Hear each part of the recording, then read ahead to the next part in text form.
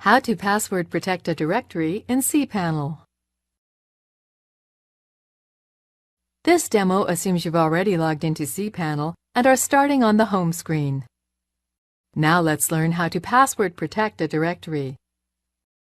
Click the directory privacy icon.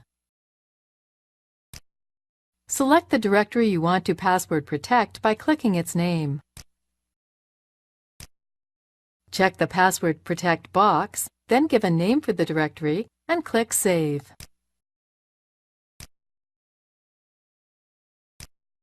The directory is now protected and requires a password to enter it via a browser.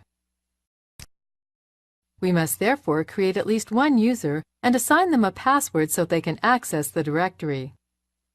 Assign a username and password in the Create User section.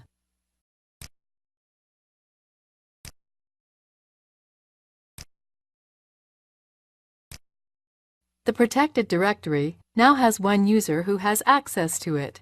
Repeat this process for each additional user you want to grant access for. You can see the new user we just added in the Authorized Users section.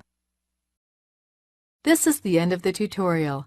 You now know how to password protect directories and assign users to them.